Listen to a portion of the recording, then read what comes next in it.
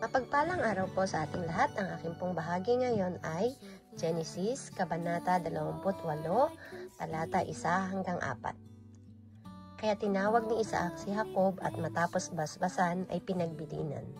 Huwag kang mag-aasawa ng Kananea. Pumunta ka sa Mesopotamia, sa bayan ng iyong lolo Betuel. Doon ka pumili ng mapapangasawa sa mga pinsan mo, sa mga anak ng iyong tiyo Laban. Sa iyong pag-aasawa, pagpalain ka ng makapangyarihang Diyos at naway magkaroon ka ng maraming anak upang ikaw ay maging ama ng maraming bansa. Pagpalain ka nawa niya, gayon din ang iyong lahi, tulad ng ginawa niya kay Abraham. Mapasa iyo nawa ang lupaing ito na iyong tinitirhan, ang lupang ipinangako ng Diyos kay Abraham. Ito ang salita ng Diyos. Amen. Magandang araw po sa ating lahat. Narito po ang aking daily devotion sa Genesis chapter 28, 5 hanggang 8. At pinapagpaalam ni Isaac si Jacob at naparoon siya sa Padam Aram kay Laban, anak ni Betuel, na taga Syria, na kapatid ni Rebecca, na ina ni Jacob at ni Esau. Nakita nga ni Esau na binasbasan ni Isaac si Jacob at siya ay pinaparoon sa Padam Aram upang doon mag-asawa.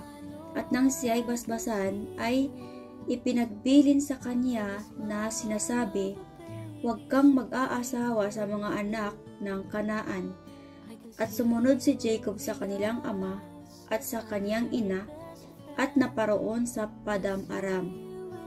At nakita ni Esau na hindi nakalulugod ang mga anak ng Kanaan kay Isaac na kaniyang ama. Amen po. Isang mapagpalang araw pong muli sa ating lahat. Aking pong muling ibabahagi sa inyo ang pang-araw-araw na pag-aalay ng aking puso mula sa salita ng Diyos. Sinasabi po dito sa ika-28 ng Genesis, versikulo 9 hanggang 13. Nagpunta siya sa kanyang tiyo Ismael na anak din ng kanyang lolo Abraham. Nag-asawa siya ng isa pa, ang pinsan niyang si Mahalat, na kapatid ni Nebayot at anak ni Ismael. Umalis nga si Jacob sa Beersheba at nagpunta sa Haran.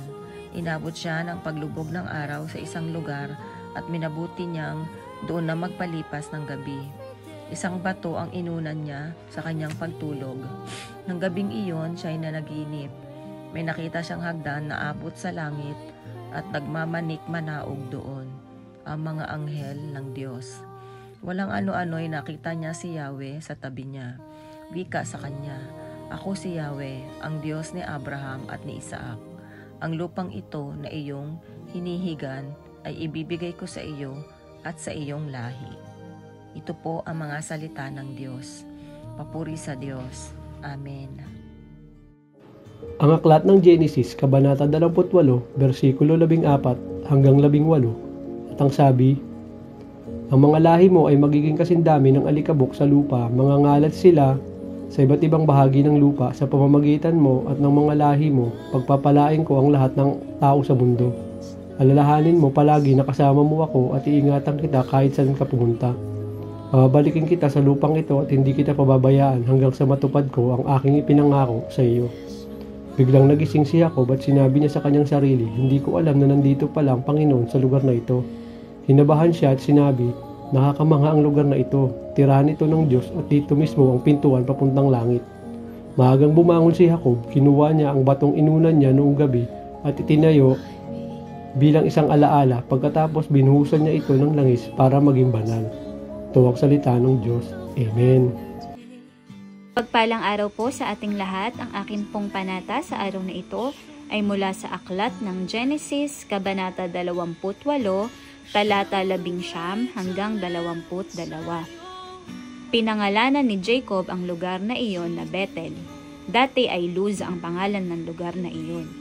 Sumumpa agad si Jacob na nagsabi, "Panginoon, kung sasamahan po ninyo ako at bibigyan po ng pagkain at damit, at kung makakabalik po akong muli sa bahay ng aking ama na walang masamang nangyari sa akin, kikilalanin ko po kayong aking Diyos.